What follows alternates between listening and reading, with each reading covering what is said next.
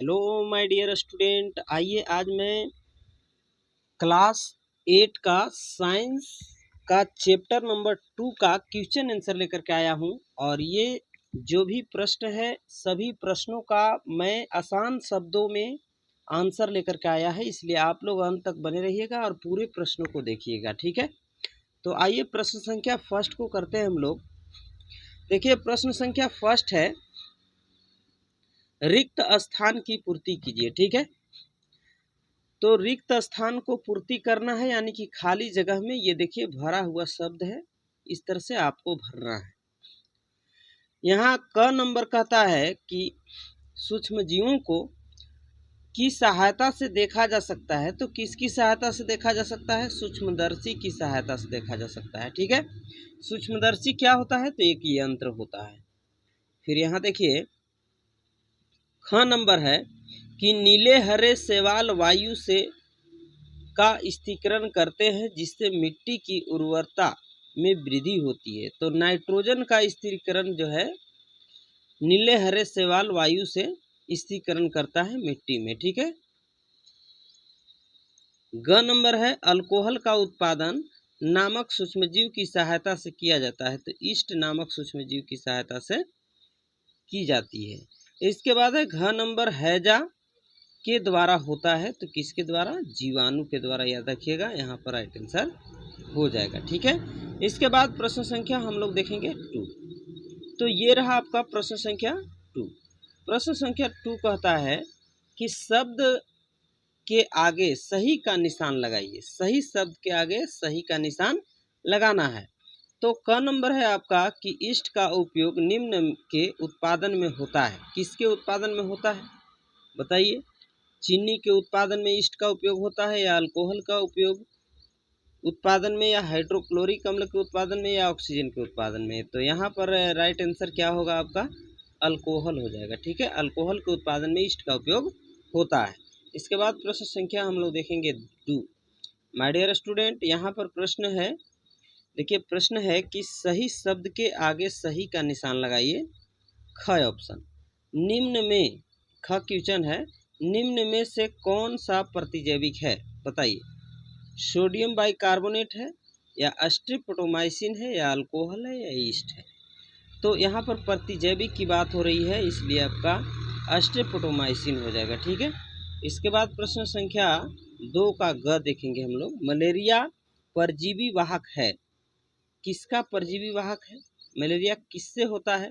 तो मादा एनोफ्लीज मच्छर से होता है, यानी कि राइट आंसर ऑप्शन नंबर आपका ए हो जाएगा। ठीक है, इसके बाद प्रश्न हम लोग नेक्स्ट देखते हैं, ये वाला घ। ठीक है, संचरणीय रोगों का मुख्य कारक है। संचरणीय रोग का मुख्य कारक क्या है? चींटी है, या घरेलू मक्खी है, या ड्रैग मक्खी है, या मकड़ी है? तो संचरणीय रोग का जो मुख्य वाहक है घरेलू मक्खी है। ठीक है, इसके बाद प्रश्न हम लोग देखेंगे 2 का अंग। करा कि ब्रेड अथवा इडली फूल जाती है, इसका कारण है? उष्णता के कारण फूलता है, या पीसना के कारण, या ईस्ट कोशिकाओं में वृद्धि के कारण, या मारने के कारण? तो राइट आंसर ऑप्शन 3 हो जाएगा, ईस्ट कोशिकाओं की वृद्धि। ठीक है, इसीलिए ब्रेड या इडली फूल जाती है। चलिए प्रश्न हम लोग देखते हैं 2 का च।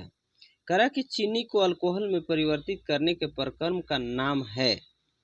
चीनी को अल्कोहल में बदलने की प्रक्रिया क्या कहलाता है? नाइट्रोजन स्थिरीकरण कहलाता है, या मोल्डिंग कहलाता है, या संक्रमण कहलाता है, या किण्वन कहलाता है? तो राइट आंसर ऑप्शन 3 हो जाएगा, किण्वन कहलाता है। ठीक है, चलिए प्रश्न संख्या 3 देखते हैं हम लोग।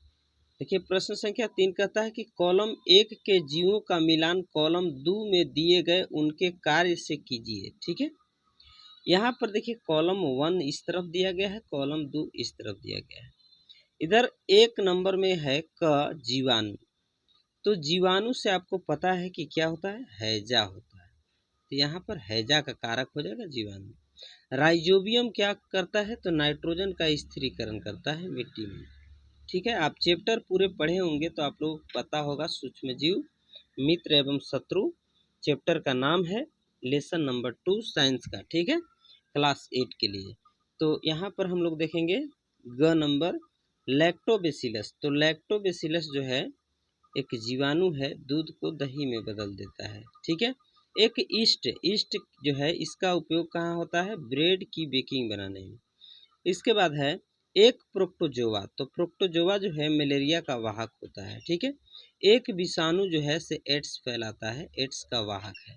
तो इस तरह से आप लोगों को मिलान करना है। आइए देखते हैं नेक्स्ट प्रश्न।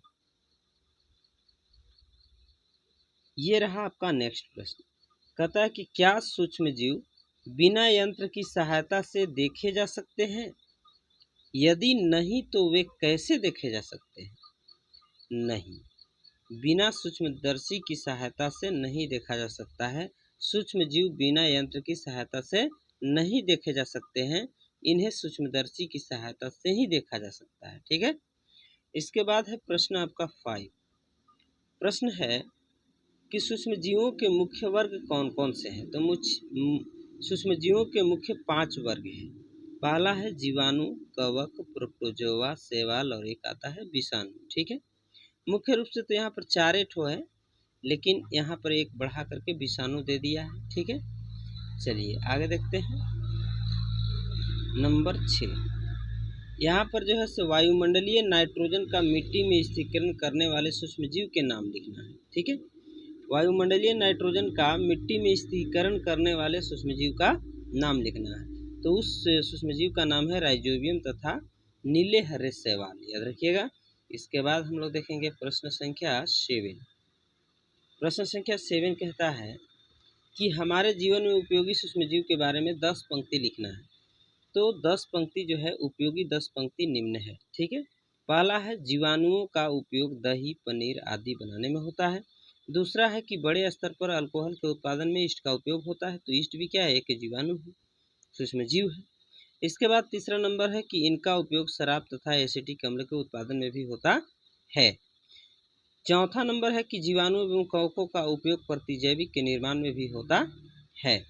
इसके बाद है आगे आपका नंबर 5, ब्रेड, केक, इडली आदि बनाने में ईस्ट का उपयोग होता है। इसके बाद आपका 6 नंबर है कि कुछ जीवाणु एवं नीले हरे शैवाल नाइट्रोजन का स्थिरीकरण मिट्टी में उर्वरा शक्ति को वृद्धि करने के लिए करते हैं। इसके बाद है सूक्ष्मजीवों का उपयोग वैक्सीन मतलब टीका बनाने में भी होता है। और इसके बाद है आपका कि ये पादप एवं जंतु अपशिष्टों का अपघटन करके पर्यावरण को शुद्ध करने में भी सहायता करते हैं। ठीक है। इसके बाद 9 नंबर है कि ये खाद्य बनाने में भी काम आते हैं।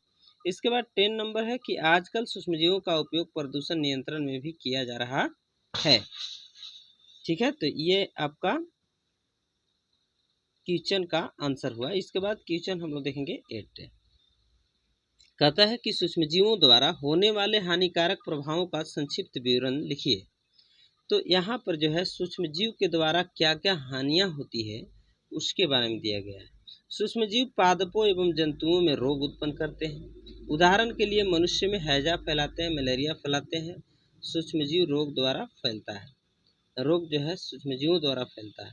इसके बाद सूक्ष्मजीव हमारे भोजन को विषाक्त भी कर देता है, मतलब विषैला बना देता है, जिससे खाने से खाद्य विषाक्त होता है, मतलब उससे रोग उत्पन्न होता है। इसके बाद आपका 9 नंबर है क्वेश्चन। कहता है कि प्रतिजैविक क्या है? प्रतिजैविक लेते समय कौन सी सावधानियां रखनी चाहिए? तो प्रतिजैविक वे औषधियां हैं। प्रतिजैविक क्या है? एक औषधियां हैं जो बीमारी पैदा करने वाले सूक्ष्मजीवों को नष्ट कर देती है या उनके वृद्धि को रोक देती है। तो प्रतिजैविक का उत्पादन सूक्ष्मजीवों द्वारा किया जाता है। ठीक है। कोई भी बीमारी होता है तो उसमें प्रतिजैविक दिया जाता है ताकि आपकी बीमारी जड़ से खत्म हो सके। ठीक है। तो आप लोगों के यहाँ पर क्वेश्चन आंसर मैंने कराया, तो आप लोगों को कैसा लगा? यदि अच्छा लगा तो आप मेरे चैनल को सब्सक्राइब कीजिए और वीडियो को लाइक कीजिए और शेयर कर दीजिए। ठीक है।